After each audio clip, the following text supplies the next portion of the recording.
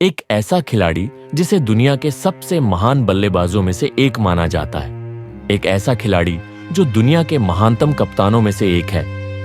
वो खिलाड़ी जिसने एक नहीं, दो नहीं, बल्कि चार आईसीसी टूर्नामेंट जीते, जिसने लगातार 3 बार वर्ल्ड कप जीतने का कारनामा किया।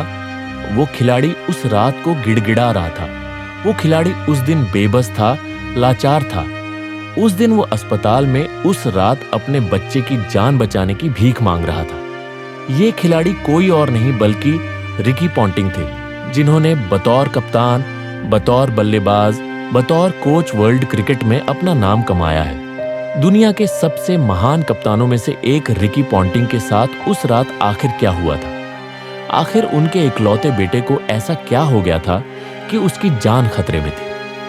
स्पोर्ट्स स्टोरी के इस चैनल पर जानिए रिकी पॉन्टिंग के जिंदगी की सबसे दर्दनाक कहानी।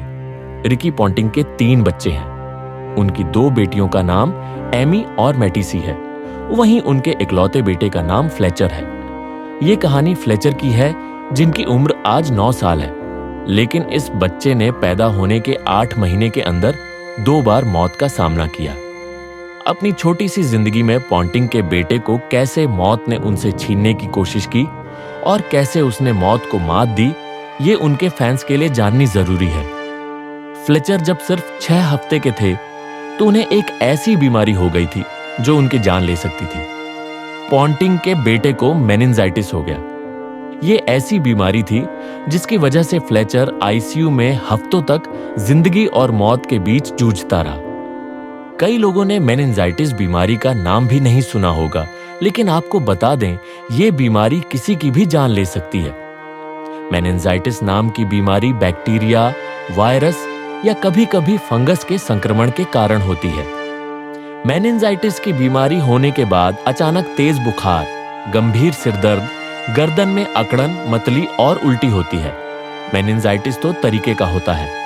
पहला बैक्टीरियल मेनिंजाइटिस, जो कि एक गंभीर और जानलेवा प्रकार है जिसमें तुरंत इलाज की जरूरत होती है। दूसरा प्रकार होता है वायरल मेनिंजाइटिस, जो आमतौर पर बैक्टीरियल मेनिंजाइटिस की तुलना में कम गंभीर होता है। पॉन्टिंग का बेटा इस जानलेवा बीमारी से बचने में कामयाब रहा। रिकी पॉन्टिंग और उनके परिवार ने राहत की सांस ली, लेकिन वो ये नहीं जानते थे कि इस मासूम बच्चे पर फिर मौत का अटैक होने वाला है। पॉन्टिंग के बेटे पर दूसरा अटैक तब हुआ जब वो सिर्फ 8 महीने का था।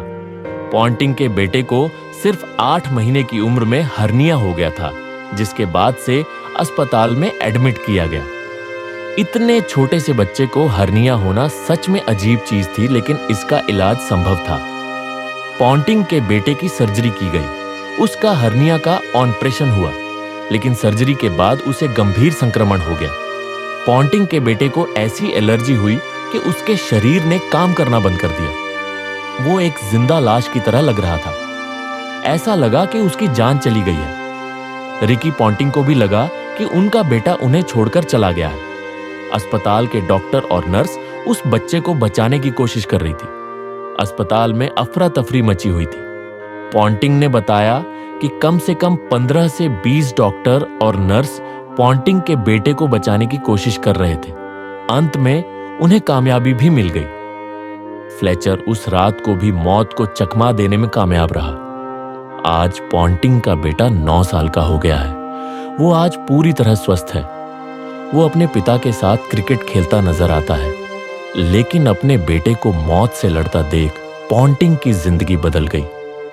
पॉन्टिंग, जिन्हें वर्ल्ड क्रिकेट के सबसे ब्रूटल कप्तान के तौर पर जाना जाता था, उन्हें बेटे की इन बीमारी ने अंदर तक तोड़ दिया था। इसके बाद उन्होंने पॉन्टिंग फाउंडेशन की शुरुआत की, जो कैंसर से जूझ रहे बच्चों और उनके परिवारों की मदद करता है। आज पॉन्टिंग फाउंडेशन कैंसर पीड़ितों को आर्थिक और भावनात्मक सहारा देता है। हाल ही में उन्होंने तस्मानिया के कैंसर सेवाओं के लिए लाखों करोड़ों रुपए दान में दिए। रिकी पॉन्टिंग बताते हैं कि क्रिकेट ने उन्हें सब कुछ दिया, लेकिन उनकी असली जीत तो उन बच्चों की मुस्कुराहट है जिनसे उन्हें राहत मिलती है। तो कैसी लगी आपको रिकी पॉन्टिंग की ये कहानी? पॉन्टिंग का अपने बल्लेबाज और कप्तान का रूप देखा था, लेकिन आज आपको पता चला कि कैसे उन्होंने बतौर पिता और एक अच्छे इंसान के तौर पर भी मैच जीते हैं। उम्मीद है आपको ये कहानी पसंद आई होगी। ऐसी ही कहानियों के लिए आप हमें सहयोग दें। स्पोर्ट्स स्टोरी चैनल को सब्सक्राइब करें और अपने दोस्तों को भी इसके बारे में बताएं, उन्हें शेयर करें। अगले वीडियो में आपसे फिर होगी मुलाकात। रखिए अपना ख्याल। शुक्रिया। Tata bye bye.